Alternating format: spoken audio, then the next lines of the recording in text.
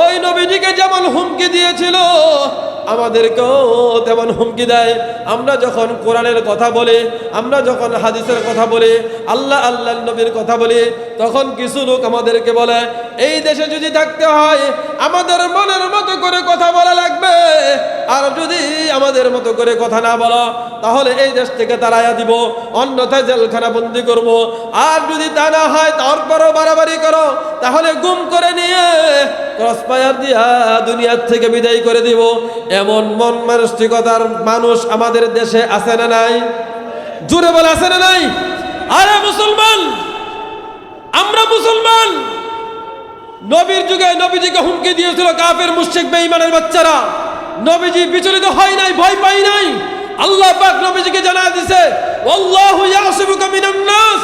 সমস্ত পৃথিবীর মানুষ মিলেও যদি আপনার ক্ষতি করার চেষ্টা করে আপনার বিন্দুমাত্র ক্ষতি তারা করতে পারবে না। কারণ আপনি যে মিশন চালান এই মিশন আপনি না, এই মিশন আমার মিশন। ও মুসলমান, আমরাও তো সেই আল্লাহর মিশনে চালাই। দুই চারটা নাস্তিক মুরতাদ বেঈমানের বাচ্চা যদি আমাদের দিকে চোখ বড় করে চালায়, চোখ রাঙানি দেয়, আমরাও তাদের চোখ রাঙানিকে ভয় পাই না। যাই আল্লাহ নবীজিকে হেফাজত করার দায়িত্ব নিজের হাতে নিয়েছেন সেই আল্লাহ এখন আছেন না? জুড়ে বলেন। সেই আল্লাহ যদি নবীজিকে হেফাজত করতে পারে আমাদেরকে হেফাজত করার দায়িত্ব নিবে না?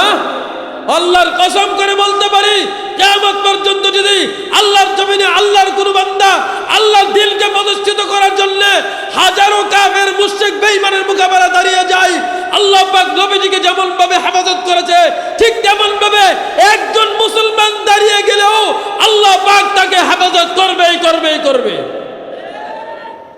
নবীজি যেই মিশন চালাইতেছিল ওই মিশন চালানো অবস্থায় মক্কার কাফের মুশরিক বেঈমানরা নবীজির উপর অত্যাচারের ইস্তিমরুলা চালাইতে শুরু করলো। নবীজির এই মিশন চলেছে 23 বছর পর্যন্ত। মক্কা জীবনেতে 13 বছর, মদিনার জীবনেতে 10 বছর। মক্কা জীবনেতে 13 বছরের মাথায় আল্লাহ পাক নবীজিকে বললেন যে আপনি এখানে থাইকা আপনি যে দ্বীনের কাজ করতেছেন, মক্কার জমিনটা দ্বীন প্রচারের জন্য উর্বর জমিন না, আপনি এখান থেকে হিজরত করে মদিনায় চলে যাবেন। আল্লাহ পাক নবীজিকে কি হুকুম করলেন এবং নবীজিকে কখন মক্কা থেকে হিজরত করে মদিনায় যাওয়ার জন্য বললেন? আল্লাহ রাব্বুল আলামিন কোরআনের মধ্যে বলেন ইয়া আইয়ুহার রাসূলু বাল্লিগ মা উনজিলা ইলাইকা মির রাব্বিক ওয়া ইল্লাম তাফআল ফামা বাল্লাগতা রিসালাতাহু ওয়াল্লাহু ইয়াসিমুকা মিনান নাস। আল্লাহ রাব্বুল আলামিন নবীটিকে ডাক দিয়ে বলে, ও দোস্ত, আমি আপনার নিকট যেই মিশন দিলাম এই মিশনের দায়িত্ব আপনি যথাযথভাবে পালন করেন। আপনার কাছে আমি যেই কিতাব দিলাম এই কিতাবের বাণী আপনি আপনার উম্মতের নিকট যথাযথভাবে পৌঁছায় দেন। যদি আপনি তা না করেন তবে আপনাকে যেই উদ্দেশ্যে পাঠানো হলো তাই তো সাধিত হলো না। আল্লাহ রাব্বুল আলামিন আল্লাহর নবীকে পরক্ষণে আবার সান্ত্বনা দিয়ে বলেন, আপনি যদি আপনার এলাকার মানুষের নিকট, আপনার বংশের মানুষের নিকট, আপনার এলাকার নেতৃস্থানীয় লোকের নিকট আমার এই কিতাবের বাণী পৌঁছাইতে যান তবে তারা কিন্তু আপনার উপর চড়াও হবে। কারণ তারা তো দেব দেবীর পূজা করে, ভিন্ন আরেকটা ধর্ম পালন করে। আপনি যখন তাদের ধর্মকে বাদ দিয়ে ভিন্ন আরেকটা ধর্ম অনুসরণ করার কথা বলবেন তখন তারা আপনার উপর চড়াও হবে। আল্লাহ রাব্বুল আলামিন নবীজিকে সান্ত্বনা দিয়ে বলেন আল্লাহু ইয়াসিমুকা মিনান নাস। ওগো আল্লাহর নবী, দুনিয়ার সমস্ত কাফের মুশরিক বেঈমান মিলেও যদি আপনার ক্ষতি করার চেষ্টা করে আমি আল্লাহ রাব্বুল আলামিন আপনাকে জানাইয়া দিলাম আপনার বিন্দুমাত্র কোনো ক্ষতি করতে পারবে না। তার কারণ হলো আপনার নিকট যেই কোরআন নাজিল করেছি এই কোরআনের ব্যাপারে আমি আল্লাহ ঘোষণা করে দিলাম ইন্না নাহনু নাযালনায যিকরা ওয়া ইন্না লাহু লাহাফিজুন। এই কোরআন যেমন ভাবে নাজিল করেছি আমি আল্লাহ, হেফাজত করার দায়িত্ব তেমন ভাবে নিছি আমি আল্লাহ। আপনি নিজে নবী হন নাই, আপনাকে নবী বানাইছে আমি আল্লাহ। কোরআন যেমন হেফাজত করব আমি, আপনাকেও তেমন ভাবে হেফাজত করব আমি। বলেন সুবহানাল্লাহ। আল্লাহ রাব্বুল আলামিন নবীজিকে বলতেছেন, দুনিয়ার সমস্ত মানুষ মিলেও যদি আপনার ক্ষতি করার চেষ্টা করে, কোনো ক্ষতি করতে পারবে না। আপনাকে নিরাপত্তা দেওয়ার দায়িত্ব আমার। সুতরাং আপনি আপনার মিশন থেকে সরে যাবেন না, এই মিশনের কাজ চালাইয়া যান। এই মিশনের কাজ নবীজি চালাইতেছিলেন। চালাইতে চালাইতে এক পর্যায়ে আল্লাহ রাব্বুল আলামিন নবীজিকে ডাক দিয়া বলে, ও দোস্ত, মক্কার জমিনটা দিন প্রচারের জন্য যথেষ্ট উর্বর জমিন না। আপনি উর্বর জমি খুঁজেন, ওখানে আপনার সাহাবীদেরকে প্রেরণ করেন, যাতে করে অল্প সময়ের মধ্যে দিন প্রচার হয়ে যায়। এমন আমাদের দেশে অনেক জমি আছে, একই বীজ যদি এক জমিনে রোপণ করি এখানে ফসল কম হয়, কিন্তু যদি আরেক জায়গায় রোপণ করি ওখানে ফসল বেশি হয়। এমন জমিন আমাদের দেশে আছে না নাই? আল্লাহ রাব্বুল আলামিন নবীকে বললেন, মক্কার জমিনে যেহেতু দিন প্রচার আপনার জন্য সহজ হচ্ছে না, আপনি মক্কার জমিনে বসে থাকবেন না, আপনি আপনার সাহাবীদেরকে হিজরত করে মদিনায় যাওয়ার জন্য বলেন। ওই জমিনটা দিন প্রচারের জন্য উর্বর জমিন। নবীজি এবার তিনার সাহাবীদেরকে একজন একজন করে বলতেছেন, যাও মদিনায় যাও, ওখানে গিয়ে দিন প্রচারের কাজে লাগো। একজন একজন করে সাহাবী চলে যায়। একটা সময় আবু বকর নবীজির অনেক কাছের সাহাবী, অনেক মুহাব্বতের সাহাবী, জলিলে কদর সাহাবী, নবীজির কাছে গিয়া বলে, ওগো আল্লাহর রাসূল, আপনি আমাকে একটু অনুমতি দেন, আমি যেন মক্কা থেকে হিজরত করে মদিনায় চলে যাইতে পারি, দিন প্রচারের কাজ করতে পারি। নবীজি বললেন, অপেক্ষা করো। আরেকদিন গিয়া বললেন, ওগো আল্লাহর নবী, আপনি আমাকে মক্কা থেকে হিজরত করে মদিনায় যাওয়া অনুমতি দেন, আমি যেন দিন প্রচারের কাজে লাগতে পারি। নবীজি বললেন, অপেক্ষা করো। আবার কিছুদিন পর নবীজির কাছে গিয়া বললেন, আমাকে মক্কা থেকে হিজরত করে মদিনায় যাওয়ার অনুমতি দেন, যাতে করে দিন প্রচারের কাজে লাগতে পারি। নবীজি বললেন, অপেক্ষা করো। এবার আবু বকর জিজ্ঞাসা করে, ওগো আল্লাহর নবী, আমি আপনার নিকট 3 দিন অনুমতি চাইলাম, আপনি বারবার বললেন অপেক্ষা করো। তবে আমার মনে একটা প্রশ্ন জাগছে, আমি কি জানতে পারি নাকি? নবীজি বললেন, আবু বকর, তুমি জিজ্ঞেস করো, তোমার মনে কি প্রশ্ন জাগে? আবু বকর বলে, ওগো আল্লাহর নবী, আল্লাহ কি আপনাকে হিজরত করার অনুমতি দিবে নাকি? যখন এই কথা বলছে, এবার নবীজি বললেন, হ্যাঁ আবু বকর, আমি আশাবাদী, আমার মালিক আমাকে হিজরত করার অনুমতি দিবে। এবার আবু বকর বলে, সুহবা, ওগো আল্লাহর নবী, যদি আল্লাহ আপনাকে হিজরত করার অনুমতি দেয়, তবে আমি আবু বকর আপনার হিজরতের সঙ্গী হব। বলেন না সুবহানাল্লাহ। আবু বকর এতদিন একা একা হিজরত করার অনুমতি চাইছেন, কিন্তু যখন বললেন নবীজি যে আল্লাহ পাক আমাকে হয়তো হিজরত করার অনুমতি দিবে, নবীজি আশাবাদী। আবু বকর বলে, তাহলে আমি আপনার হিজরতের সঙ্গী হব, আমি একা একা হিজরত করতে যাব না। তখন থেকে আবু বকর অপেক্ষায় ছিলেন, কখনো রাত্রেবেলায় বিস্তার সাথে পিঠ লাগায় ঘুমান নাই, যাতে করে নবীজি ডাক দিলে খুঁজ পাবেন না এমন অবস্থা তৈরি না হয়। দরজার সঙ্গে পিঠ লাগায় দাঁড়ায় থাকতেন। আল্লাহ পাক নবীজিকে হিজরত করার অনুমতি দিতেছেন না। এদিক দিয়া কাফেররা নবীজির এই মিশনকে থামায়া দেওয়ার জন্য সলা পরামর্শের মধ্যে বসলো, বুট বসছে যে নবীজির এই মিশন কেমন করে থামায়া দেওয়া যায়। তারা পরামর্শের মাধ্যমে সিদ্ধান্ত নিল 3টা বিষয়ের যে কোনো একটা কাজ আমাদেরকে করতে হবে। 3টা কাজের যে কোনো একটা কাজ যদি আমরা করি, তবেই মুহাম্মদের এই মিশন আমরা থামাইতে পারবো, এছাড়া থামাইতে পারবো না। কি? আল্লাহ রাব্বুল আলামিন তাদের এই সলা পরামর্শের কথাটা কোরআনের মধ্যে স্পষ্ট করে তুলে ধরেন। ওয়াইল ইয়ামকুরু বিকাল্লাযীনা কাফারু লিয়ুথবিতুকা আও ইয়াকতুলুকা আও ইউখরিজুক ওয়া ইয়ামকুরুনা ওয়া ইয়ামকুরুল্লাহ ওয়াল্লাহু খায়রুল মাকিরিন।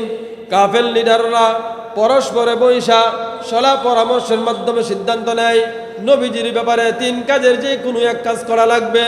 1 নম্বর হলো নবীজিকে হয়তোবা ঘরের মধ্যে বন্দি করে রাখবে, আর 2 নম্বর না হয় নবীজিকে দুনিয়া থেকে বিদায় করে দিবে, 3 নম্বর না হয় নবীজিকে নিজের মাতৃভূমি থেকে তাড়িয়ে দিবে।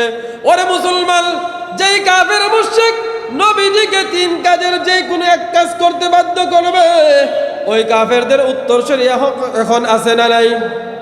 জোরে বলেন, আছে না নাই? আমাদেরকেও কিন্তু ওই নবীজিকে যেমন হুমকি দিয়েছিল, আমাদেরকেও তেমন হুমকি দেয়। আমরা যখন কোরআনের কথা বলি, আমরা যখন হাদিসের কথা বলি, আল্লাহ আল্লাহর নবীর কথা বলি, তখন কিছু লোক আমাদেরকে বলে এই দেশে যদি থাকতে হয় আমাদের মনের মতো করে কথা বলা লাগবে, আর যদি আমাদের মতো করে কথা না বলো তাহলে এই দেশ থেকে তাড়াইয়া দিব, অন্যথায় জেলখানা বন্দি করব। আর যদি তা না হয় তারপরও বাড়াবাড়ি করো তাহলে গুম করে নিয়ে ক্রসফায়ার দিয়া দুনিয়ার থেকে বিদায় করে দিব। এমন মন মানসিকতার মানুষ আমাদের দেশে আছে না নাই? জুড়ে বলে আছে না নাই?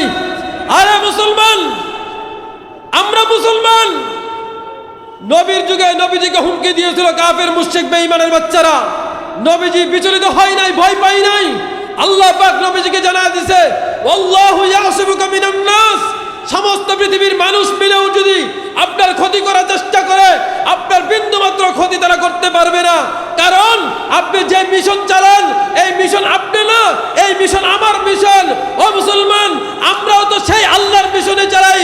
দুই চারটা নাস্তিক মুরতাদ বেঈমানের বাচ্চা যদি আমাদের দিকে চোখ বড় করে চালায়, চোখ রাঙানি দেয়, আমরাও তাদের চোখ রাঙানিকে ভয় পাই না। যাই আল্লাহ নবীজিকে হেফাজত করার দায়িত্ব নিজের হাতে নিয়েছেন, সেই আল্লাহ এখন আছেন না? জুড়ে বলেন। সেই আল্লাহ যদি নবীজিকে হেফাজত করতে পারে, আমাদেরকে হেফাজত করার দায়িত্ব নেবে না? আল্লাহর কসম করে বলতে পারি, কিয়ামত পর্যন্ত যদি আল্লাহর জমিনে আল্লাহর কোন বান্দা আল্লাহর দিলকে প্রতিষ্ঠিত করার জন্য হাজারো কাফের মুশরিক বেঈমানের মোকাবেলা দাঁড়িয়ে যায়, আল্লাহ পাক নবীজিকে যেমন ভাবে হেফাজত করেছে ঠিক তেমন ভাবে একজন মুসলমান দাঁড়িয়ে গেলেও আল্লাহ পাক তাকে হেফাজত করবেই করবেই করবে। সুতরাং দুই চারটা কাফের মুশরিক বেঈমান দাঁড়াইয়া যাবে আর আমাদেরকে ভয় দেখাবে, ইমানদার মুমিন মুসলমানদেরকে ভয় দেখাবে, মুমিন মুসলমানরা ভয় পেয়ে যাবে, এটা ভাবার কোনো সুযোগ নাই। মুসলমান কখনো ভয় পায় না। মুসলমান সর্বাবস্থায় বীরের জাতি। কথা বলেন ঠিক কিনা? নবীজিকে আল্লাহ পাক বলছেন যে আপনি মক্কা থেকে হিজরত করে মদিনা যাবেন, আমি অনুমতি দিব। নবীজিকে জানাইলেন, তবে অনুমতি মিলে নাই। আল্লাহ পাক বলছেন সাহাবীদেরকে পাঠাই দিও নবীজিকে। নবীজি সাহাবী পাঠাইছেন। নবীজি এর ভিতরে কোনোদিন যদি হিজরত করে যাইতে চাইতেন, দিনের বেলাও যাইতে পারতেন, রাত্রে বেলাও যাইতে পারতেন, নিরাপদে যাইতে পারতেন, কোনো বাধা ছিল না। কিন্তু এই কাফেররা সরা পরামর্শ নিছে, হয়তো নবীজিকে বন্দী করে রাখবে, অন্যথায় নবীজিকে দুনিয়া থেকে বিদায় করে দিবে, আর না হয় নবীজিকে নিজের মাতৃভূমি থেকে তাড়িয়ে দিবে। এই তিন সিদ্ধান্তের এক সিদ্ধান্ত। সর্বশেষ সিদ্ধান্ত নিল না, তাকে যদি আমরা বন্দী করে রাখি 10 বছর 15 বছর 20 বছর পর যদি ছাড়া পায়, আবার সেই মিশনে চালু হবে। কথা বলেন ঠিক কিনা? আরে উলামায়ে কেরামকে জেলের মধ্যে বন্দী করেছিলে তোমরা, ভাবছিলে যদি জেলের মধ্যে বন্দী করা হয় তাদের কণ্ঠ থেকে কোরআন হাদিসের আওয়াজ বন্ধ হয়ে যাবে। না না না, কখনো বন্ধ হবে না। যুগে যুগের ইতিহাস তালাশ করে তোমরা দেখো, কত নবীকে জেলখানায় বন্ধ করেছিল, কখনো তাদের কণ্ঠ স্তব্ধ হয় নাই। কিয়ামত পর্যন্ত আল্লাহর বান্দাদের কণ্ঠ যতই তোমরা জেলখানায় বন্দী করো, যত নির্যাতন করো, কখনো তাদের কণ্ঠকে স্তব্ধ করা যাবে না। কথা বলা ঠিক কিনা? তারা সিদ্ধান্ত নিল 3 নাম্বার, নবীজিকে দেশ থেকে তাড়িয়ে দিবে। সর্বশেষ সিদ্ধান্ত হলো না, যদি বন্দী করে রাখি তাহলে কিছুদিন পরে বের হয়ে আবার মিশন চালাবে, আর যদি দেশ থেকে তাড়ায় দেয় তাহলে অন্য দেশে গিয়ে এই মিশন চালাবে। সুতরাং তাকে দুনিয়ার থেকে বিদায় করে দিতে হবে। এই সিদ্ধান্ত নিয়ে নবীজির বাড়ির চতুর্পাশ দিয়ে ঘের দিয়েছে। আল্লাহ পাক এতদিন নবীজিকে হিজরত করার অনুমতি দেয় নাই। এখন রাত্রেবেলা বলে, দোস্ত জিবরাইল এসে ডাইকে উঠাইছে, আপনি উঠেন। নবীজি বলেন জিবরাইলকে, কি দোস্ত কি খবর? বলে আল্লাহ পাক খবর পাঠাইছে। কিসের খবর? বলে আপনাকে বলছে হিজরত করতে। নবীজি হিজরত করতে যাবে, বাড়ির চতুর্পাশে অস্ত্র শস্যে সজ্জিত হইয়া কাফের মুশরিক বেঈমানের বাচ্চারা দাঁড়িয়ে আছে। নবীজি এবার আল্লাহর কাছে দাঁড়া গেল, আল্লাহ হিজরত কেমন করে করব? এতদিন অনুমতি দাও নাই, অনুমতি দিলা তো দিলা, চতুর্পাশে অস্ত্র নিয়ে কাফের মুশরিক বেঈমানরা দাঁড়ায় আছে, এখন তুমি বললা হিজরত করার জন্য কেমনে? নবীজি বললেন, আল্লাহ পাক বললেন আপনি ঘর থেকে বের হন। নবীজি ঘর থেকে বের হয়েছে। বলে আল্লাহ কি করব? বলে এমনি চলে যাবেন নাকি? থামেন। বলে কেমনে? বলে একটু মোকাবেলা করেন, একটু যুদ্ধ টুদ্ধ করেন, খালি খালি চলে যাবেন এটা কেমন কথা? যদি এমনি চলে যান তা তো বলবে আপনি ভয় পাইছেন। আপনি কি ভয় পাওয়া লোক? বলে না। বলে আপনার কি আয়াতের কথা মনে নাই? আল্লাহু ইয়াসিমুকা মিনান নাস। আমি বলছি সমস্ত পৃথিবীর মানুষ মিলেও আপনার কোনো ক্ষতি করতে পারবে না। এই কথা কি আপনার মনে নাই? নবীজি বললেন, হ্যাঁ আল্লাহ মনে আছে তো। বলে তাহলে চিন্তা কিসের? বলে তাহলে যুদ্ধ করব কি দিয়া? আমার হাত তো খালি, তারা সবাই অস্ত্রে শস্ত্রে সজ্জিত, আমি খালি হাতে কেমন করে যুদ্ধ করব? আল্লাহ বলেন, আপনার সামনে কি আছে? বলে মাটি ছাড়া কিচ্ছু দেখা যায় না। কি? মাটি ছাড়া কিচ্ছু দেখা যায় না। আল্লাহ পাক বললেন, ওই মাটিটা হাতে নেন। নবীজি এক মুঠো মাটি হাতে নিলেন। মাটি হাতে নেওয়ার পর আল্লাহ পাক বললেন, এটা আপনি ছিটা মারেন। নবীজি এবার ছিটা মারলেন। ফাআগশাইনাহুম ফাহুম লা ইউবসিরুন, ফাআগশাইনাহুম ফাহুম লা ইউবসিরুন, ফাআগশাইনাহুম ফাহুম লা ইউবসিরুন। নবীজি এবার তিনবার বলে এই বালিকণা ছিটা মারলো। আর চতুর্দিকে যত কাফের মুশরিক বেঈমানরা অস্ত্র শস্ত্রে সজ্জিত হয়ে নবীজিকে দুনিয়া থেকে বিদায় করার জন্য দাঁড়িয়েছিল, প্রত্যেকের চোখে চোখে এই বালিকণা যখন পৌঁছলো, হাত থেকে অস্ত্র ফালায়া দিয়া এবার তারা দুই হাতে চোখ, বুঝছেন তো? দুই হাতে চোখ। অস্ত্র আছে না গেছে? অস্ত্র আছে না গেছে? আল্লাহ নবীজিকে বলেন, কেমন যুদ্ধ করলেন আপনি, দেখছেননি? চোখটা পর্যন্ত খোলা রাখতে পারলো না। আপনি এমন যুদ্ধ করতে পারেন, আপনার হাতে অস্ত্র নাই, এর কথা হলো? কি যুদ্ধ করছেন দেখেন। আপনি এবার নিরাপদে হিজরত করে চলে যান। নবীজি গেলেন, ও মুসলমান, কাফের মুশরিক বেঈমানরা অস্ত্রে শস্ত্র সজ্জিত হতে পারে, তাদের কাছে ভারী অস্ত্র থাকতে পারে, যত ভারী অস্ত্র দুনিয়ার বুক থেকে তারা সংগ্রহ করুক, তার চাইতে ভারী অস্ত্র মুসলমানদের অন্তরের মধ্যে লালন করে, সেটা হলো নারায়ে তাকবীর, আল্লাহু আকবার। ধ্বনি কথা বলেন ঠিক কিনা? মুসলমান নারায়ে তাকবীর। কাদিয়ানীরা কাফের, কাফের কাফের, নারায়ে তাকবীর। মুসলমানরা অস্ত্রের জোরে কখনো কাফেরদের মোকাবেলায় বিজয় অর্জন করতে পারে নাই। বদরের যুদ্ধ আমাদের সামনে অনেকবার এই ইতিহাস উপস্থাপন করা হয়েছে। আমরা শুনেছি বদরের যুদ্ধে কেবলমাত্র মুসলমানদের সৈন্য সংখ্যা ছিল 313 জন, কাফেরদের সৈন্য সংখ্যা ছিল 1000-এর উপরে। ওই যুদ্ধে মুসলমান বিজয় হয়েছে, মুসলমানদের হাতে এমন কোনো অস্ত্রও ছিল না। এই বিজয় হয়েছে কেমনে? আল্লাহ পাক বলছেন, ওয়ালা তাহিনু ওয়ালা তাহজানু ওয়া আনতুমুল আ'লাউন ইন কুনতুম মুমিনিন। তোমাদের কোনো চিন্তা নাই, তোমাদের কোনো পেরেশানি নাই, বিজয় তোমাদেরই হবে। শর্ত হলো অন্তরটাকে ঈমান দিয়ে মজবুত বানায় নাও, শক্ত বানায় নাও। ঈমান যদি পাকাপোক্ত থাকে, আল্লাহ পাক অবশ্যই অবশ্যই দ্বীনের পথে মুসলমানদেরকে বিজয় দান করবেই করবে। বলেন সুবহানাল্লাহ। আল্লাহ পাক নবীজিকে বললেন, এই যুদ্ধ করলেন, এবার আপনি হিজরত করে চলে যান। নবীজি হিজরত করতে যাবে, তো যাওয়ার পূর্বে মক্কার যে মহাব্বত নবীজির অন্তরে, এটা নবীজি ছাড়তে পারতেছিলেন না। নবীজি গেলেন মক্কার বাইতুল্লাহর কাছে। বাইতুল্লাহর কাছে যাইয়া আব্দুল্লাহ বিন সালামকে বললেন, আব্দুল্লাহ বিন সালাম, তুমি আমাকে, উসমান ইবনে তলহাকে বললেন, উসমান ইবনে তলহা, তুমি আমাকে বাইতুল্লাহর চাবিটা দাও, আমি একটু বাইতুল্লাহর ভিতরে ঢুকি, বাইতুল্লাহর ভিতরে ঢুইকা আল্লাহ পাকের সঙ্গে একটু কথাবার্তা বলি, তারপর আমি এখান থেকে যাই। কিন্তু উসমান ইবনে তলহা এই চাবিটা নবীজিকে দিল না। অনেকবার চাওয়ার পরেও চাবি না দেওয়ার কারণে নবীজি একসময় বললেন, এই উসমান, ওই দিনে দৃশ্যটা মনে করে দেখো তো কেমন হবে, যেদিন এই বাইতুল্লাহর চাবিটা আমি মুহাম্মদের হাতের মধ্যে থাকবে। বুঝতে পারলেন না কথা? এই উসমান, ওই দিনে দৃশ্যটা ভালো করে খেয়াল করে দেখো তো কেমন হবে, যেদিন এই বাইতুল্লাহর চাবিটা আমি মুহাম্মদের হাতের মধ্যে থাকবে। এই কথা যখন বলছে, উসমানের ভিতরটা কাইপা উঠছে। এমন এক ব্যক্তি এই কথাটা বলছে, যে ব্যক্তি জীবনে কোনোদিন মিথ্যা কথা বলে না, যার জীবনে কোনোদিন মিথ্যার কোনো আশ্রয় গ্রহণ করে নাই, সত্য ছাড়া যার মুখ দিয়া কখনো কোনো কথাই বের হয় নাই, এমন ব্যক্তি এই কথাটা বলছে। উসমান বিশ্বাস করে নিছে অবশ্যই অবশ্যই বাইতুল্লাহর চাবিটা একদিন মুহাম্মদের হাতের মধ্যে যাবে। কিন্তু ওই যে এক অহংকার, যে বাইতুল্লাহর চাবি মুহাম্মদকে দেওয়া যাবে না, অহংকারের কারণে নবীজিকে বাইতুল্লাহর চাবিটা দিল না। নবীজি বাইতুল্লাহ তওয়াফ করলেন, আবু বকরকে সঙ্গে নিয়ে মদিনার পথে রওনা হলেন। মদিনার পথে যাইতে যাইতে মাঝখানে অনেক ঘটনা ঘটে। মদিনার কাছাকাছি যখন যায়, এমন সময় মদিনার কিছু লোক আগায় আসে, নবীজিকে ইস্তেকবাল জানিয়ে এলেন। দূর থেকে একটা আগন্তুক কাফেলা মদিনার মধ্যে প্রবেশ করতেছে, কিন্তু তার মধ্যে দুইজন ব্যক্তি ভিন্ন রকম। দুজনকে দেখলে কেমন যেন একই রকম, তার মধ্যে দুইজন ব্যক্তি ভিন্ন রকম, দুজনকে দেখতে কেমন যেন একই রকম, এমন একটা অবস্থা। খুব ভালো করে খেয়াল করতে লাগলো। আব্দুল্লাহ বিন সালাম এই দৃশ্যটা দেখে মনে মনে কল্পনা জল্পনা করতে শুরু করে দিলেন। মরুভূমির প্রান্তর পার হয়ে একদল কাফেলা মদিনার মধ্যে প্রবেশ করতেছে। তার মধ্যে দুজন লোক ভিন্ন রকম। এই দুইজন কে হতে পারে? আব্দুল্লাহ বিন সালাম মনে মনে কল্পনা জল্পনার মাঝে চিনার জন্য চেষ্টা করতে লাগলেন। এবার তিনি খেয়াল করে দেখেন, তিনি যে ইহুদি কিতাবের আলেম ছিলেন, একজন বড় আলেম ছিলেন, বড় পণ্ডিত ছিলেন। ইহুদি কিতাবের মধ্যে সে পড়েছে শেষ জামানার নবী কেমন হবে, নবীজির চেহারাটা কতটা সুন্দর হবে, দাড়ি মুবারক কেমন হবে, চুল মুবারক কেমন হবে, হাঁটার গতিটা কেমন হবে, দেখতে নবীজিকে কতটা সুন্দর লাগবে ইত্যাদি বর্ণনা পড়েছিল। আর সে এই বর্ণনা ওই আগন্তুক ব্যক্তির সঙ্গে মিলাইতেছিল। একটা সময় তার বিশ্বাস হয়ে গেল ওই ব্যক্তিটা আর কেউ হতে পারে না, ওই ব্যক্তিটাই হলো দু জাহানের বাচ্চা নবী জনাবে মুহাম্মদ রাসূলুল্লাহ সাল্লাল্লাহু আলাইহি ওয়াসাল্লাম।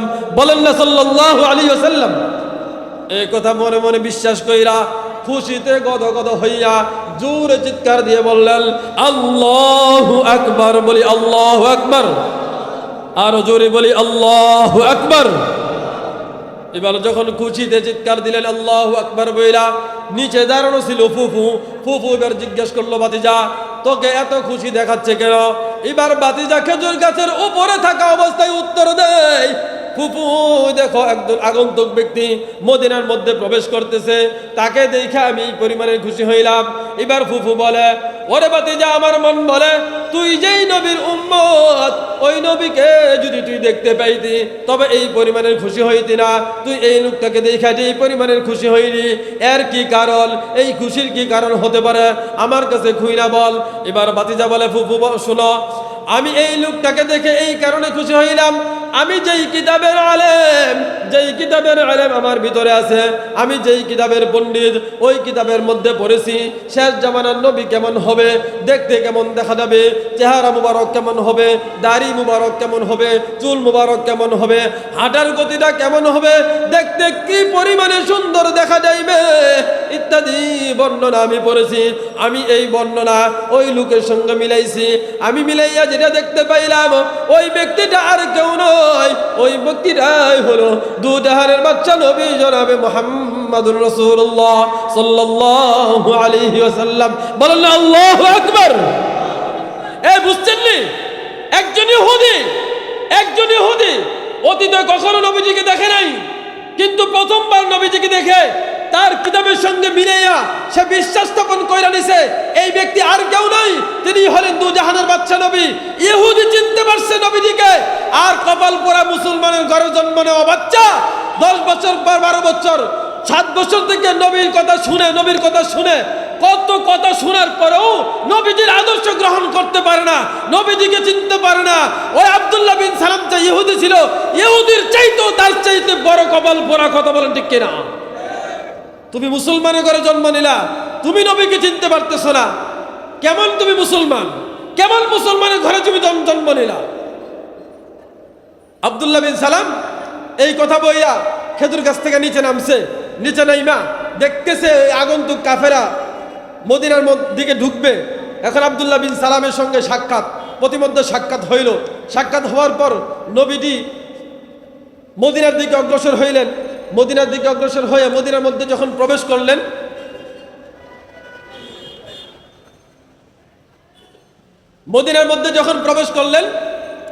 মদিনার মানুষ অত্যন্ত পরিমাণের খুশি।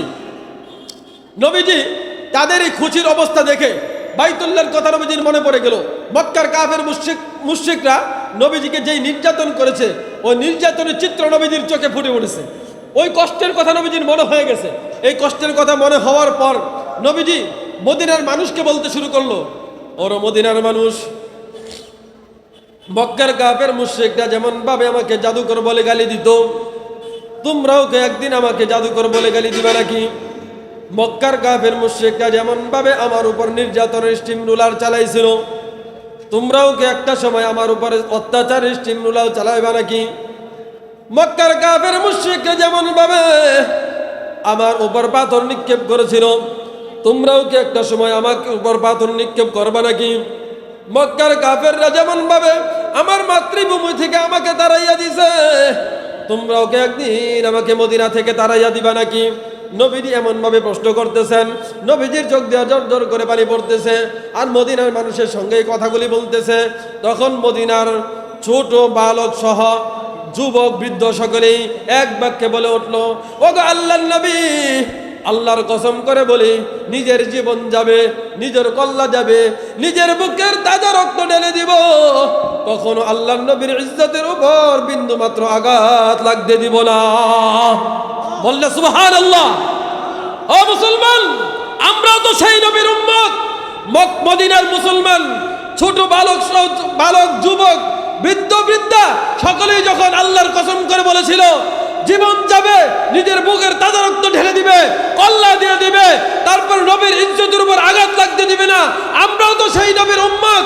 আমরাও বলি আমাদের জীবন যাবে যাক, কল্লা যাবে যাক, নিজের বুকের তাজা রক্ত ঢেলে দিব, তাদের কোনো সমস্যা নেই। কিন্তু বাংলার জমিনে আল্লাহর নবীর ইজ্জত দিয়ে কোন কাফের মুশরিক বেঈমান সিনেমা মেরে খেলবে, তা কোনো মুসলমান সহ্য করতে পারে না। কথা বলেন ঠিক কিনা? আজকে নবীজির ইজ্জত নিয়ে টানাটানি শুরু করে দিছে কাদিয়ানির বাচ্চারা। খতমে নবুয়ত মানে না, যেখানে আল্লাহ পাক স্পষ্ট ভাষায় কোরআনে বলে দিয়েছেন, মা কানা মুহাম্মাদুন আবা আহাদিন মির রিজালিকুম ওয়ালাকিন রাসূলুল্লাহ ওয়া খাতামান নবিয়্যিন।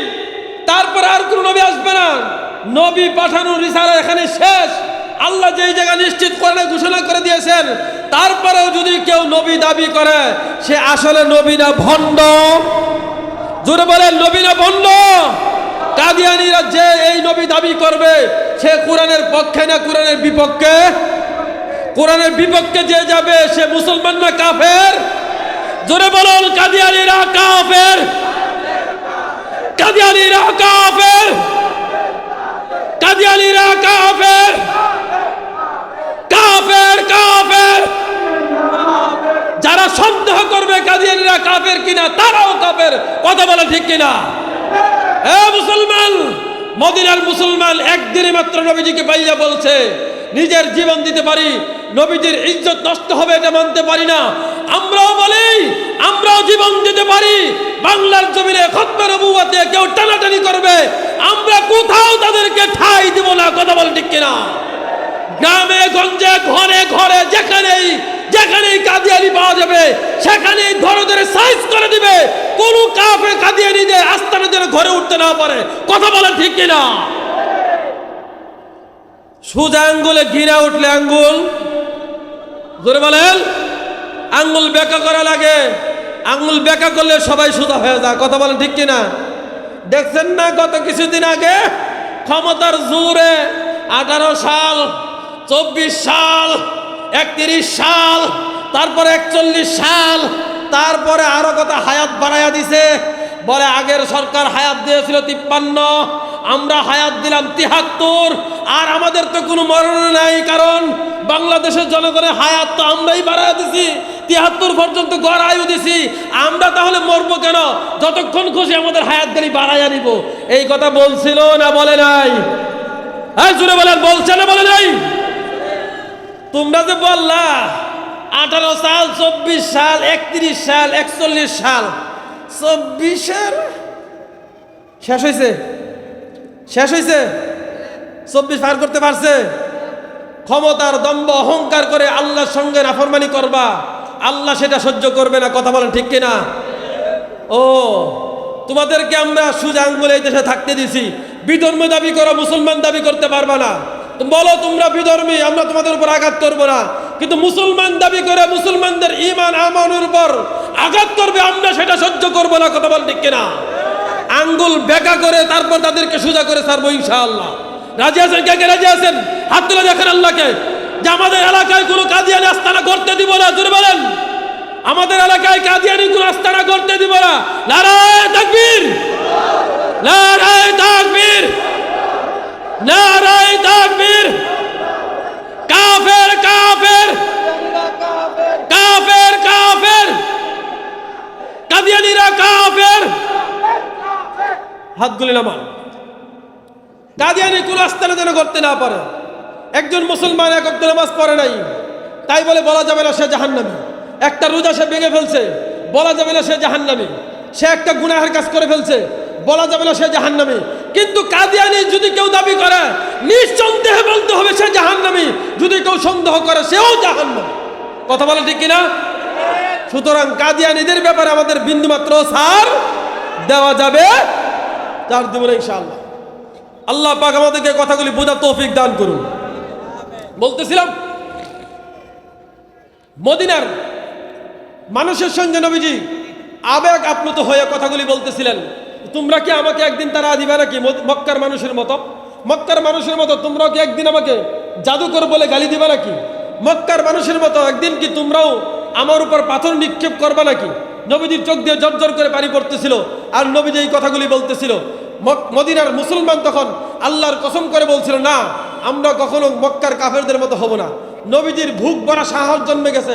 আল্লাহ পাক নবীজিকে মক্কায় রেখেছিলেন প্রজা হিসাবে। আবু জাহাল, উতবা, শাইবা এই বড় বড় কাফের লিডাররা ছিল মক্কার রাজা, নবীজি ছিলেন সেখানে প্রজা। আর যখন নবীজি মদিনায় গেলেন, মদিনার মানুষ সবাই মিলে নবীজিকে ক্ষমতার মস্তদে বসায় দিলেন। বলে সুবহানাল্লাহ। মনে হয় নারাজ হয়েছে, নবীজি ক্ষমতার মস্তদে বসতে গেলি গা, ওই ক্ষমতা হুজুর গলাই গা না, নবীজি ক্ষমতায় বসছে গা। এই জন্য মনে কষ্ট পাইছেন নাকি? জোরে বলেন সুবহানাল্লাহ। এটা তো হয়েছে বাটপারদের ওয়াজ। বাটপাররা এখন বলে, হুজুর আপনি রাজনীতি করবেন কে লিগা? রাজনীতি আপনার জন্য শোভা পায় না, রাজনীতি আমরা করব। তার কারণ রাজনীতি যদি তারা করে তাহলে রাজনীতির আগে পেটনীতি করতে পারে। কথা বলেন ঠিক কিনা? চুরিরা তার ভালো করে করতে পারে। কথা বলেন ঠিক কিনা? মানুষকে সাথে ধোঁকাবাজি তার ভালো করে করতে পারে। কথা বলেন ঠিক কিনা? দেশের সম্পদ লুট করে বিদেশে গিয়ে বেগম পাড়া করতে পারে। কথা বলেন ঠিক কিনা?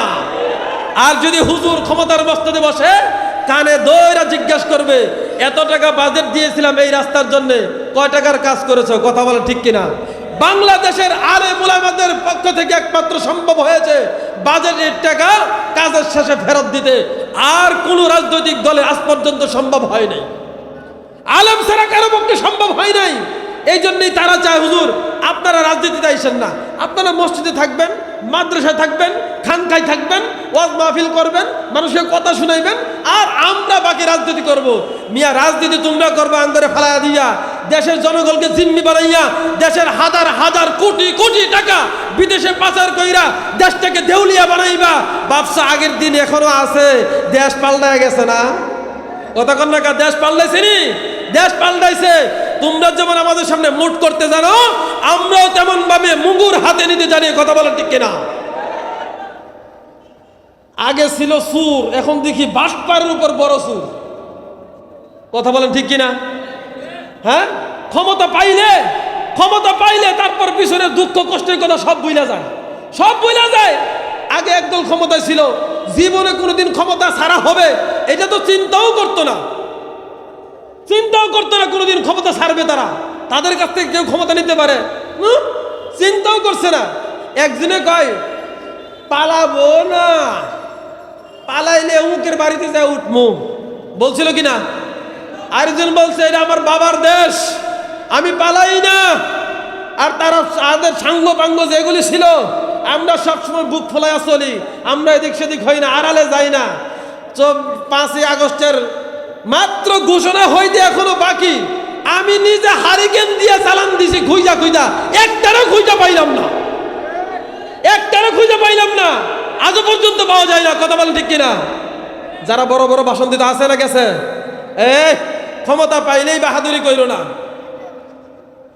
আল্লাহ রাব্বুল আলামিন বলেন, ফাল ইয়ানজুরুনা ইল্লা সাআতা আন তাতিয়াহুম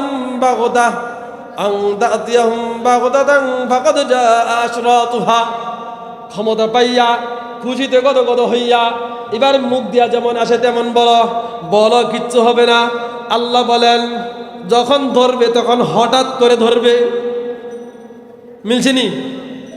5ই আগস্টের ওই ঘটনার 1 ঘন্টা আগেও বলে, আমার বাবার দেশ আমি যাবো না, আমার বাবার দেশ আমি যাবো না। কতক্ষণ পরে পায়ের জুতাটা নিতেও খেয়াল ছিল না। কথা বলেন ঠিক কিনা?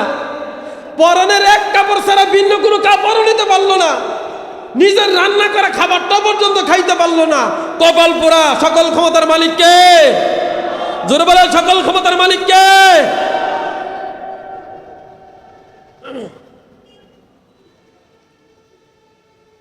যারা এখন ক্ষমতার স্বপ্ন দেখেন তাদেরকে কিছু না বললে আবার তারা বলবে হেরা বুঝি হ্যাঁ করি পক্ষের লোক বিপক্ষের লোক আর সব বুঝি আঙ্গর পক্ষের লোক। আমরা কোনো পক্ষের লোক না, আমরা কার পক্ষের লোক? আমরা কার পক্ষের লোক? আওয়াজটা শুরু করলেন কেন? কিছু কি আছে হ্যাগর পক্ষের নাকি? হ্যাগর পক্ষে যান আর এগর পক্ষে যান, যেদিকে যান মূলত আমরা কার পক্ষের লোক? আল্লাহর পক্ষের লোক। আল্লাহ রাব্বুল আলামিন বলেন ফালাম্মা নাসু মা যুকিরু বিহি ফাতাহনা আলাইহিম আবওয়াবা কুল্লি শাই হাত্তা ইযা ফারিহু বিমা উতু আখাযনাহুম বাগতাহ ফাইযা হুম মুবলিসুন। আল্লাহ রাব্বুল আলামিন বান্দাকে উদ্দেশ্য করে বলে, বান্দা যখন তোমার জন্য আমার নাজ নিয়ামতের দরজা খুলে দেই, এই নাজ নিয়ামত পাইয়া যখন তুমি আমাকে ভুইলা যাও, আমি তখন তোমার জন্য সকল অপরাধের দরজা খুলে দেই, যা খুশি তা করতে পারো করো।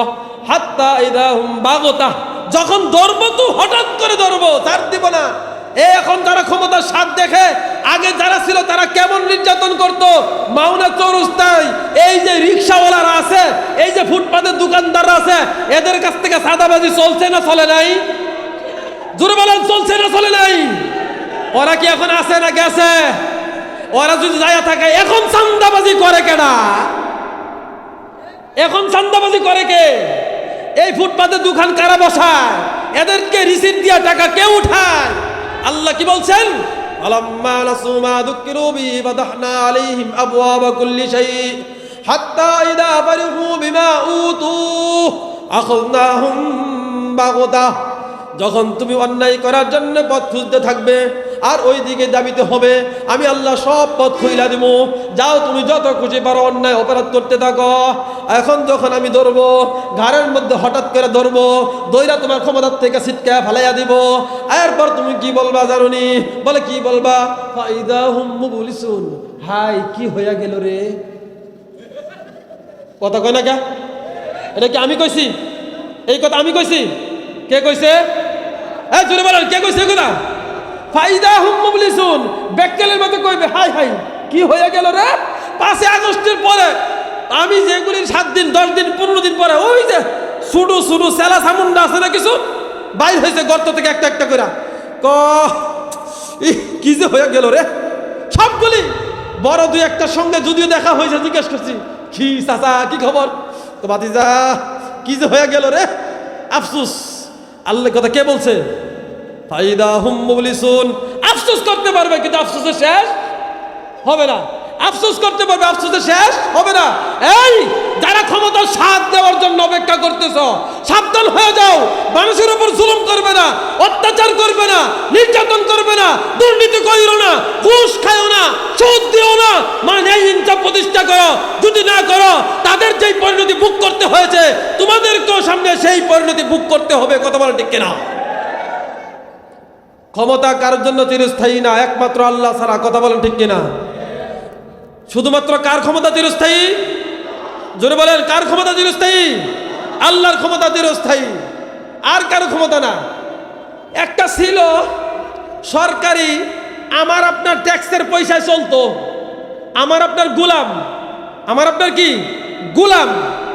এই গোলামে কইছিল আমি এই দেশের নাগরিকের নিরাপত্তা দেওয়ার কাজে নিয়োজিত আছি, সুতরাং সরকার এইটা না আরেকটা গেলে আমি এই জায়গায় থাকবো, আমি এখনো যে এখান থেকে যাব না।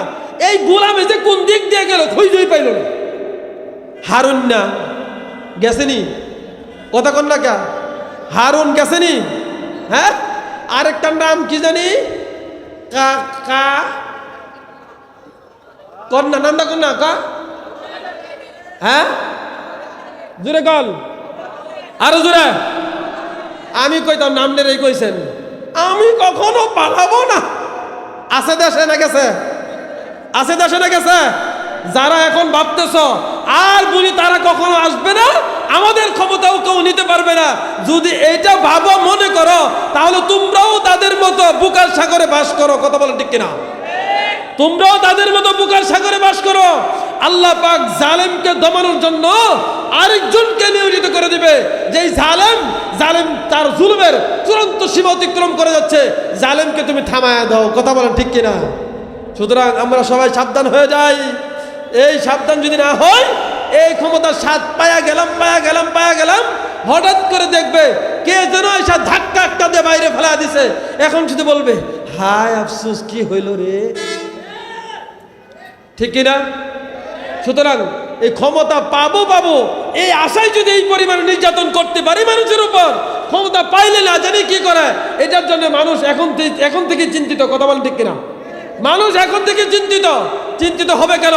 তোমার আচরণ এমন করো যে ক্ষমতা পাওয়ার পরেও আমরা পাওয়ার আগে যেমন ছিলাম, তোমাদের সঙ্গে ভ্রাতৃত্ব বন্ধনে আবদ্ধ ছিলাম, তোমাদের সঙ্গে ভাই ভাই বলেছিলাম, আমরা কখনো তোমাদের উপর নির্যাতন করি নাই, তেমন ভাবে ক্ষমতা পাওয়ার পরেও তোমাদের সঙ্গে ভ্রাতৃত্ব বন্ধন বজায় থাকবে। কখনো তোমাদের উপর নির্যাতন করবো না, নিপীড়ন চালাইবো না, সুদ খাবো না, দোষ দিব না, আমরা এগুলির উপর অটল থাকবো। বাংলাদেশটাকে সোনার রাষ্ট্র হিসাবে গড়ে তুলবো। এই প্রতিজ্ঞা যদি করতে না পারো, তোমার মতো রাজনীতিবিদদের সোজা করার জন্য আঙ্গুল বেকানেওয়ালা প্রয়োজন আছে না নাই? জোরে বলার প্রয়োজন আছে না নাই? কি বলছিলাম? সোজা আঙ্গুলে কথা কন না কেন? সোজা আঙ্গুলে ঘি উড়ে না। কখনো কখনো সোজা করার জন্য আঙ্গুল বেকার লাগে, ঠিক কিনা? বলতেছিলাম মক্কার মানুষরা, মদিনার মানুষরা নবীজিকে ইস্তেকবাল জানাইছে, স্বাগতম জানাইছে। স্বাগতম জানাইয়া মদিনার ক্ষমতার মস্তদে বসাইছে। নবীজি মদিনার ক্ষমতার মস্তদে বসা থাকা অবস্থায় মদিনাতে ইসলাম ধর্ম প্রচারের কাজ খুব জোরে সুরে চলছে। এই চলা অবস্থায় নবীজির মনে যে বাইতুল্লাহর মুহাব্বত, বাইতুল্লাহর ভালোবাসা, এটা অন্তর থেকে দূরীভূত হওয়া দূর করা কখনো সম্ভব ছিল না, আর সম্ভব হবেও না। কোনো মুসলমানের পক্ষেই বাইতুল্লাহর মুহাব্বত অন্তর থেকে বের করবে এটা সম্ভব না, আর দু জাহানের বাদশা নবীর পক্ষে তো আরো সম্ভব না। আল্লাহ পাক দেখলেন নবীজির অন্তরটা সবসময় বাইতুল্লাহর দিকে পড়ে থাকে। একটা সময় আল্লাহ পাক নবীজিকে স্বপ্নে দেখাইলেন, নবীজি এবং ওনার সঙ্গী সাথীদেরকে নিয়ে নবীজি এতে যাবে, বাইতুল্লাহ তওয়াফ করার জন্য যাবে। তো নবীজি সাহাবীদেরকে বললেন এই আমি একটা স্বপ্ন দেখেছি। সাহাবীরা বললেন ইয়া রাসূলুল্লাহ কি স্বপ্ন দেখছেন? গভীর আগ্রহ নিয়ে নবীজির দিকে তাকায় আছে, নবীজি কি স্বপ্নের কথা বলে। নবীজি এবার বললেন আমি স্বপ্নে দেখছি যে আমি তোমাদেরকে সঙ্গে নিয়ে বাইতুল্লাহ তওয়াফ করার জন্য গেছি, বাইতুল্লাহ তওয়াফ করতেছি। সাহাবায়ে কেরাম বিশ্বাস করে নিছে নবীজি যেটা স্বপ্ন দেখছে এটা শুধুমাত্র স্বপ্ন না, কারণ নবীজির স্বপ্ন শুধু স্বপ্ন না, নবীজির স্বপ্ন ওহির অংশ। কথা বলেন কি? নবীজির স্বপ্ন ওহির অংশ। যেহেতু নবীজি স্বপ্নে দেখছেন, অবশ্যই আল্লাহ পাক নবীজিকে বাইতুল্লাহ পর্যন্ত পৌঁছাইবেন। এই আগ্রহ, এটা শোনার পরে সাহাবায়ে কেরাম নবীজির অনুমতির আগেই বাইতুল্লাহ অভিমুখে রওনা হবে, বাইতুল্লাহ তওয়াফ করার জন্য প্রস্তুতি নিতে শুরু করছে। নবীজি তাদের এই আগ্রহ দেখা ষষ্ঠ হিজরতে বললেন চলো যাই, আমরাও যাই, এবার যাইয়া বাইতুল্লাহ তওয়াফ করি। বাইতুল্লাহ তওয়াফ করার জন্য আমরা রওনা হই। এর পূর্বে আব্দুল্লাহ বিন সালাম ওই যে মক্কায় ঢুকার সময় মদিনা নবীজির সঙ্গে সাক্ষাৎ হলো, মদিনায় ঢুকার পূর্বে আব্দুল্লাহ বিন সালাম মনে মনে ভাবলেন যে আমি এখন যাই, নবীজির কাছে যাইয়া দেখি নবীজি সাহাবীদেরকে কি তালিম দেয়, কি শিক্ষা দেয়। এটা হচ্ছে তার জানার আগ্রহ। কি শিক্ষা দেয়? কি আগ্রহ? জানার আগ্রহ, কি শিক্ষা দেয়। তো নবীজির কাছে গেলেন, নবীজি হাদিস পড়াইতেছেন। এই হাদিস আমাদের মতো এমনভাবে হাদিস পড়াইতেন না যে দিন তারিখ ঠিক কইরা সাজাইয়া গুছাইয়া কিতাব সামনে নিয়া তারপর ঘন্টার সময় নির্ধারণ কইরা এমনভাবে হাদিস পড়াইতেন না। নবীজি যা বলতেন, নবীজির জবান দিয়া যা বের হইতো সবই হাদিস। বলেন সুবহানাল্লাহ। নবীজির জবান দিয়া যা বের হইতো কি সবই হাদিস। তো নবীজি পড়াইতেছেন, কি পড়ান এটা শোনা তার আগ্রহ। আব্দুল্লাহ বিন সালাম নবীজি দরবারে গিয়া হাজির, গিয়া দেখেন নবীজি হাদিস পড়াইতেছেন তিনার সাহাবীদেরকে। আফশুস সালাম ওয়া আতইমুত তাআম ওয়াসিলুল আরহাম ওয়াসাল্লু বিল লাইলি ওয়ান নাসু নিয়াম তাদখুলুনাল জান্নাতা বিসালাম। আব্দুল্লাহ বিন সালাম গিয়ে দেখেন নবীজি হাদিস পড়াইতেছেন, মানুষকে বেশি বেশি করে সালাম দাও। এই সালামের দ্বারা কি হয়? বলে সালাম দিলে তার উপর রহমত নাজিল হয়, তার জন্য দোয়া করা হয়, ভাতৃত্ব বন্ধন মজবুত হয়, শত্রুতা দূরীভূত হয়, শত্রুতা দূরীভূত হইয়া শয়তান দূরে চলে যায়, আর তখন শত্রু আর শত্রু দুজনে মিত্রতে পরিণত হয়। কথা বলেন ঠিক কিনা? সালাম দিলে আপনি যদি আপনার শত্রু যে তাকে যদি ঘন ঘন সালাম দেন, সালাম দেওয়ার পর কিছুদিন পরে দেখবেন ওই লোকটার মন নরম হয়ে যাবে, আরে তাকে আমি শত্রুতা পোষণ করি তার সঙ্গে, কিন্তু এই ব্যক্তি আমাকে সালাম দেয়, দেখলেই সালাম দেয়, দেখলেই সালাম দেয়, তার সঙ্গে আর শত্রুতা পোষণ করা যাবে না। কথা বলেন ঠিক কিনা? এই দৃশ্য দেখা আব্দুল্লাহ বিন সালাম বলে, এই মক্কার কাফেররা এই লোকের ব্যাপারে কত মন্তব্য করতো, বাজে বাজে মন্তব্য করতো, আর এই লোক দেখেই অন্যের উপর দোয়ার জন্য তালিম দিচ্ছে তার উম্মতদেরকে, তার সঙ্গী সাথী যারা আছে তাদেরকে। এই লোক কখনো খারাপ লোক হতে পারে না। 2 নম্বর হলো ওয়াতুমুত তাআম, যে তোমরা মানুষকে খাবার খাওয়াও। সালাম তো আমাদের দেশে মানুষ দেয় না। এখনকার দেশে, আমাদের দেশে যে নেতারা আছে, নেতারা তো কর্মীদেরকে কখনো সালাম দেয় না। নেতা যদি কর্মীকে সালাম দেয় তাহলে সালামের বেজ্জতি হয়। এই জন্য নেতা ভূতের মতো, বাঘ প্রতিবন্ধীর মতো মুখ বন্ধ করে বসে থাকে, আর কর্মীরা সামনে যায় আসসালাম আসসালাম আসসালাম, আর ওই নেতা চেয়ারে বসে থাকে। আছে না নাই? জোরে বলে আছে না নাই? ওই নেতা, তোর মুখ কি হয়েছে? বাক প্রতিবন্ধী, বাক প্রতিবন্ধী, এমন বাক প্রতিবন্ধী যে বাক প্রতিবন্ধী কানে শুনে কিন্তু কথা বলতে পারে না, এর 2 গালে ঠিক মতো থাপড়ালে কথা বলতে পারবে। কথা কয় না গেলিগা? ডাক্তারের চিকিৎসা এটা, শুধু আমার চিকিৎসা না। থাপড়ালে ঠিক মতো তারপর চাপা সুইটা দা কথা বলতে পারে, তা না হলে মুখ বন্ধ থাকে। নেতা পয়সা থাকে ভূতের মতো, কর্মীরা সালাম দেয় আসসালাম আসসালাম, কি সালাম দেয় সেই জানে, আর নেতা পয়সা পয়সা সালামের উত্তর দেয় না। হারামখোর, তুই সালামের উত্তর দিতে পারস না? আর যদি কিছু মুরব্বি হয়ে যায় আমাদের দেশে, যুবকদেরকে তো সালাম দিতে যায় না। আমি বুড়া হয়ে গেছি, আমার দাড়ি ফাঁকছে, আমি যুবকদেরকে সালাম দেবো কেমনে? হ্যাঁ, সালাম দেয় না। আবার যুবকরা যখন সালাম না দিয়ে সামনেতে জায়গা, তো দেখছো নি ছেলেটা কত বড় বেয়াদব, আমি মুরব্বি এখানে বসে আছি, আমার একটু সালাম দিল না। ওই বুড়া, ও বুড়া দাদা, ও বুড়া চাচা, যুবকদেরকে সালাম দেওয়া লাগে। যুবকদের যে সালাম দেওয়া লাগে মুরব্বি দেখলে, এই শিক্ষা কি দিছিলেন কখনো? কথা কন না কে? এই শিক্ষা দিছে? এই শিক্ষা না দিয়াই সালাম পাইতে চাও কেমনে? মুরব্বি যদি এটা মনে করতো না আমি আগে সালাম দিব, যুবক দেখলে তাকে সালাম দিব, 1 দিন 2 দিন 3 দিন যদি এমন করে, ওই যুবক আরেকদিন আসতে চাইলে খেয়াল করবে ওই বুড়া লোক আছে কিনা। যদি দেখে ওই যে দেখা যায়, সে মনে মনে ভাববে আমার দিকে তাকাইতে দেরি হবে, আমি যত দূরেই থাকি না কেন আমি তাকে আগে সালাম দেবো। কথা বলে ঠিক কিনা? সালামের প্রতিযোগিতা শুরু হয়ে যাবে, কিন্তু সালাম তো দেয় না। সে মনে করে আমাকে দিবে, সে মনে করে আমাকে দিবে, সবাই মনে করে দিবে, কেউ আর দেয় না। সবাই মনে করে দিবে, কেউ আর দেয় না। 2 নম্বর, নবীজি সাথীদেরকে সবক দিচ্ছেন ওয়াতুমুত তাআম, যে তোমরা খাবার খাও, খাবার খাওয়াবে। খাবার তো অন্য মানুষকে খাওয়াবে দূরের কথা, আধুনিকতার ছোঁয়ায় এই পরিমাণে আধুনিক হয়েছে, এই পরিমাণে আধুনিক হয়েছে, শিক্ষায় শিক্ষিত হয়েছে। এখন আমেরিকার কালচার গ্রহণ করেছে, লন্ডনের কালচার গ্রহণ করেছে, ফ্রান্সের কালচার গ্রহণ করেছে, যুক্তরাষ্ট্রের কালচার গ্রহণ করেছে, যুক্তরাজ্যের কালচার গ্রহণ করেছে। গ্রহণ করে নিজের ঘরের মধ্যে কুকুর রাখে, কুকুরকে খাবার দেয়, কিন্তু মা বাবার পাতে খাবার দিতে পারে না। এমন অবদ্ধ সন্তান আমাদের দেশে আছে না নাই?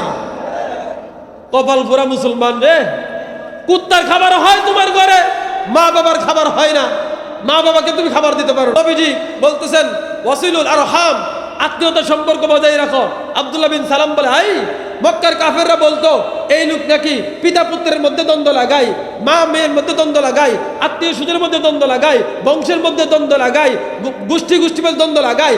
আমি তো দেখছি সে আত্মীয়তার সম্পর্ক বন্ধন ঠিক রাখার জন্য মানুষকে তালিম দেয়। সুতরাং মক্কার কাফেররা যেটা বলছিল এই কথা সত্য না মিথ্যা? জোরে বলেন, এই কথা সত্য না মিথ্যা? মিথ্যা। 3 নম্বর হলো, 4 নম্বর নবীজি বলতেছেন ওয়াসাল্লু বিল্লাইলি ওয়ান নাসু নিয়াম, রাত্রে বেলায় কিছু নামাজ আদায় করো, তাহাজ্জুদের নামাজ পড়ো। এই নামাজটা পড়ো। তাহাজ্জুদের নামাজ কেমন দামি? তাহাজ্জুদের নামাজ কেন এত দামি? আল্লাহ রাব্বুল আলামিন রাত্রে শেষ ভাগেতে 7 আসমান থেকে নেমে প্রথম আসমান পর্যন্ত চলে আসে, আর তার খাঁটি বান্দাদেরকে ডাকতে থাকে আর বলতে থাকে, বান্দা এখন আমার কাছে চাও, কি চাইবা? তুমি যা চাইবা আমি আল্লাহ তাই দিব। এটা হলো বান্দা এবং মালিকের সঙ্গে সাক্ষাৎ করার, কথাবার্তা বলার একান্ত নির্জন একটা সময়। এই সময় যদি আল্লাহর কোনো বান্দা 2 রাকাত নামাজ আদায় করে, আল্লাহর কুদরতি পায়ে তার কপালটারাই কাছে সিদ্ধা করে। যেই ব্যক্তি দুনিয়া কামাই করার জন্য নিজের জীবনকে বিসর্জন দিয়া দিল, দুনিয়া কামাই করলো, বড় অট্টালিকা বানাইলো, অট্টালিকার মধ্যে দামি বিছনা পাতলো, ওই বিছনার মধ্যে ঘুমায়, কিন্তু ঘুমের মধ্যে কোনো মজা পায় না। ওই ব্যক্তি ঘুমাইতে গিয়ে যতটা মজা পায়, আর ওই ব্যক্তি যে ব্যক্তি আল্লাহকে খুশি করার উদ্দেশ্যে শেষ রাতে ঘুম থেকে উঠে কিছু উজু কইরা এরপর 2 রাকাত নামাজ আদায় করার জন্য আল্লাহু আকবার বইরা নামাজে দাঁড়ায়, কপালটা আল্লাহর কুদরতি পায়ে রেখা সিজদা দেয়। ওই সিজদায় গিয়ে যেই পরিমাণের মজা পায়, ওই ব্যক্তি অট্টালিকার মধ্যে থাইকা অট্টালিকার এত দামি বিছনার মধ্যে ঘুমাইয়া এই পরিমাণের মজা পায় না। এই মজা পাবে না কখনো। এই মজা বুঝার জন্য দ্বীনি দাওয়াত ও তাবলীগের মিশনে যাও। এই মজা বুঝার জন্য কওমি মাদ্রাসার বারান্দা গিয়ে ঘুরো। এই মজা বুঝার জন্য চরমনা পিসাবের ওখানে যাও। এই মজা বুঝার জন্য মসজিদের আঙিনায় গিয়ে বসে থাকো, তাহলে বুঝবা 2 রাকাত নামাজের কি যে মজা, আল্লাহর দরবারে কপালটা রাইখা সিজদা দেওয়ার কি মজা, এটা তখন বুঝবা। এখন বুঝবা না। তুমি তো দুনিয়া কামাই করতে করতে ক্লান্ত হয়ে গেছো। আল্লাহর দরবারে সিজদা দেওয়ার নসিব তোমার হলো না। তোমার মতো কপাল পুরো মানুষ আর কেউ হতে পারে না। কথা বলা ঠিক কিনা? এই 4টা যখন দেখলেন, এবার নবীজি বলতেছেন, এই 4টা তো সবক নিলা, পুরস্কার কি জানবা না? নবীজি বলতেছেন, পুরস্কার কেটে জেনে যাবে না? পুরস্কার আছে তো ঘোষণা। বলে পুরস্কার আবার কি? বলে তাদখুলুনাল জান্নাতা বিসালাম। যদি তোমরা 4টা কাজ করতে পারো, নিরাপদে নির্বিঘ্নে তোমরা জান্নাতের মধ্যে প্রবেশ করে যাবে। সুবহানাল্লাহ বলতেন না? জোরে বলেন না সুবহানাল্লাহ। 4টা আমলের কথা বলে তারপরে বলতেছে যে তোমরা নিরাপদে নির্বিঘ্নে কোনো চিন্তা না, চিন্তাবিহীন জান্নাতের মধ্যে প্রবেশ করে যাবে। এই সবক শুই না আব্দুল্লাহ বিন সালাম বিশ্বাস করে নিলেন, যেই ব্যক্তি এই সবক দিতে পারে এই ব্যক্তি কখনো খারাপ হতে পারে না। আর আমার পড়া অনুযায়ী তাওরাত কিতাবের ইহুদি কিতাবের তাওরাত কিতাবে পড়া অনুযায়ী যে বর্ণনা পেয়েছি, এই ব্যক্তি হলেন 2 জাহানের বাদশা নবী, আর কেউ হতে পারেন না। সুতরাং আমার আর দেরি করা উচিত হবে না। নবীজির কাছে গিয়ে বলতেছেন, ওগো আল্লাহর নবী, আপনার হাতটা দেন, আমি হাতটা রাখি, আমাকে কালেমা পড়াইয়া মুসলমান বানায়া দেন। জোরে বলেন না সুবহানাল্লাহ। আব্দুল্লাহ বিন সালাম নবীজির হাতে হাত রাইখা কালেমা পড়া ইসলাম ধর্ম গ্রহণ করলো। গ্রহণ করে নিজের এলাকায় চলে গেছে। কিন্তু নিজের এলাকায় যাওয়ার পরে কিছুটা সমস্যা তৈরি হইতেছে। তার এলাকায় মানুষের সঙ্গে সামঞ্জস্য বিধান রেখে চলতে গিয়ে কিছু সমস্যা তৈরি হচ্ছে। কি সমস্যা? একটা হলো ইহুদি ধর্মের মধ্যে শনিবার দিন মাছ ধরা নিষেধ, আর উটের গোশত খাওয়া নিষেধ। এই দুইটাই হারাম। শনিবার দিন মাছ ধরা জায়েজ নাই, হারাম। উটের গোশত খাওয়া জায়েজ নাই, হারাম। এখন সে তো ইসলাম ধর্ম গ্রহণ করেছে, যখন এলাকায় গেছে, এখন যদি উটের গোশত খায় তাহলে হবে, তারা বুঝবে যে সে ইসলাম ধর্ম গ্রহণ করেছে। আর যদি শনিবার দিন মাছ ধরতে যায় তাহলে বুঝবে সে ইসলাম ধর্ম গ্রহণ করেছে। আর যদি উটের গোশত না খায় তাহলে তারা বুঝবে না আমাদের দলে এখনো আছে। শনিবার দিন যদি মাছ না ধরে তাহলে বুঝবে আমাদের দলে এখনো আছে। এটা হলো তার সমস্যা। কিন্তু ইসলাম তো বলছে না, তোমাকে যেটা হালাল বলছে এটা হালাল হিসাবে মেনে নিতে হবে, যেটা হারাম বলছে ওটাকে হারাম হিসাবে মেনে নিতে হবে। এই সমস্যায় পড়ে গেছে। এবার আব্দুল্লাহ বিন সালাম নবীজির কাছে দৌড়ায় গেলেন। নবীজির কাছে গিয়ে বলতেছেন, ওগো আল্লাহর নবী, আমি তো একটা সমস্যার মধ্যে পড়ছি, আমাকে একটু সমাধান কইরা দেন। নবীজি বললেন, কি সমস্যায় পড়ছ আব্দুল্লাহ বিন সালাম?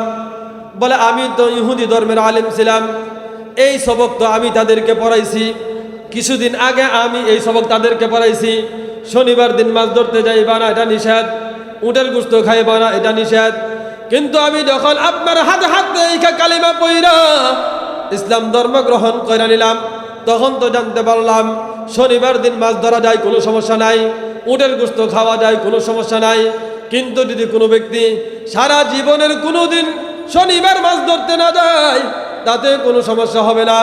আর কোনো ব্যক্তি যদি সারা জীবনের কোনো দিন উটের গোশত না খায় তাতেও তার কোনো সমস্যা হবে না।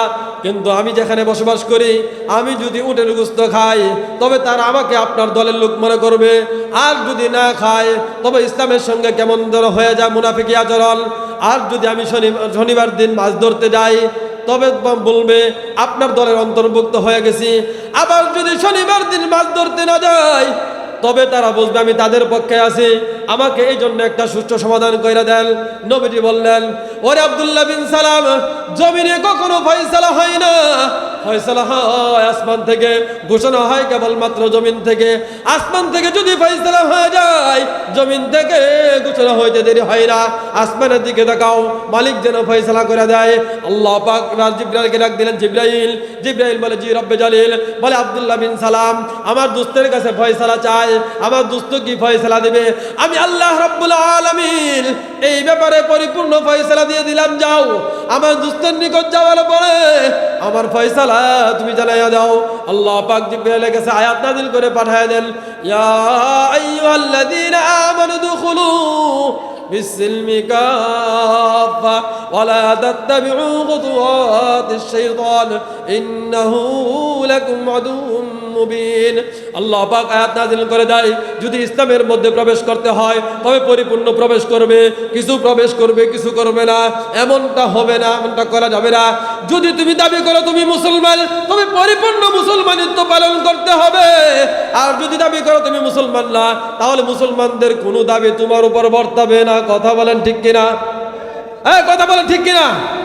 আল্লাহ যে বলছেন পরিপূর্ণ ইসলামের মধ্যে প্রবেশ করতে হবে, এটা কি শুধুমাত্র উপরের দিক দিয়া না ভিতরের দিক দিয়াও? কথা বলেন, শুধুমাত্র উপরের দিক দিয়া না ভিতরের দিক দিয়া? ভিতরের দিক সহ। এই কিছু কিছু মানুষ এমন আছে উপরের দিক দিয়া দেখতে পরিপূর্ণ পাক্কা মুমিন মুসলমান হলেও আস্তে আস্তে ইহুদি খ্রিস্টানদের দালাল। কথা বলেন ঠিক কিনা? যেমন বর্তমান যে আজকে সরোয়ার্দী উদ্যানে বিশাল প্রোগ্রাম হয়ে গেল, সেটা হলো কাদিয়ানীদেরকে অমুসলিম ঘোষণা করার ব্যাপারে। কাদিয়ানীরা দেখতে আপনার মতো আমার মতো মুসলমান, তারাও লম্বা জামা গায়ে দেয়, মুখে দাড়ি রাখে, মাথায় টুপি পরে, উপর দিক দিয়ে মুসলমান দেখা গেলেও বাস্তবে তারা সবাই কাফের। কথা বলে ঠিক কিনা? কাফের কাফের কাফের কাফের, কাদিয়ানীরা কাফের। এটা হলো উপর দিক দিয়ে মুসলমানের লেবাস ধারণ করেছে, বাস্তবে তারা হলো ইসলামের দুশমন। কথা বলেন ঠিক কিনা? সুতরাং কিছু মুসলমান আর কিছু বেঈমান, এইভাবে কোনো মুসলমান দাবি করতে পারে না। এখন আমাদের সমাজের তো এমন মানুষের অভাবই নাই, মাথার দিকে তাকাইলে মনে হয় আস্তা একটা ইহুদির দালাল, না হয় ইহুদির সন্তান।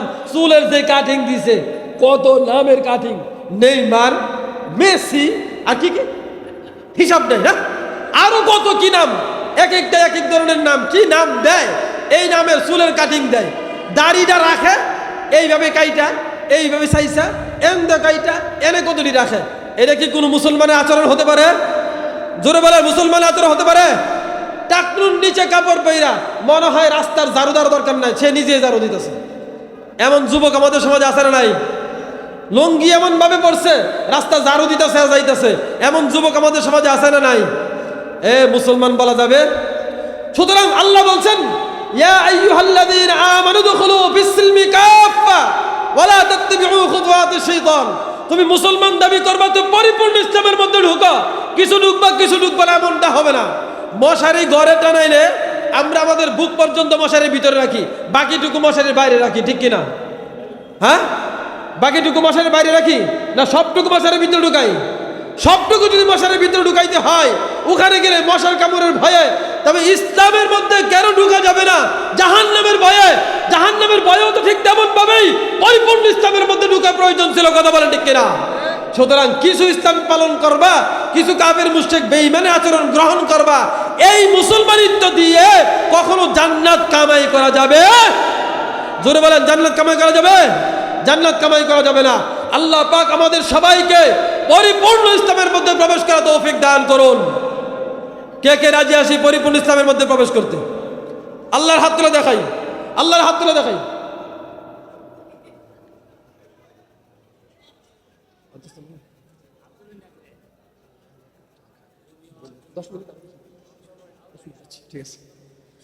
হাত তুলে দেখা, হাত নেবেন না।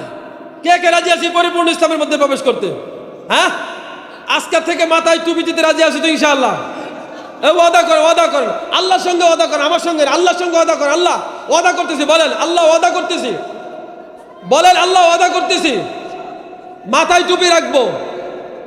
কঠিন কথা বইলা ফেলাইতেছি, রাগ করেন না। বলেন মুখে দাড়ি রাখবো, বলেন মুখে দাড়ি রাখবো। আল্লাহ টাকনুর উপরে কাপড় পরবো, 5 ওয়াক্ত নামাজ আদায় করব, আর সবকে দরকার নাই, এতটুকু সবক থাকুক, এনি পালন করেন। মাথায় টুপি রাখবো, টাকনুর উপরে কাপড় পরবো, 5 ওয়াক্ত নামাজ পড়বো, মুখে দাড়ি রাখবো, এতটুকু সবক রাখেন। এই 4টা সবকে হাতে রাখেন, এর চেয়ে বেশি দরকার নাই। নবীজি 4 সবক পড়াইতেছেন, আব্দুল্লাহ বিন সালাম গিয়ে দেখছেন ইসলাম ধর্ম কবুল করে নিয়েছেন। আমিও 4 সবক দিলাম, বেশি আর দিলাম না।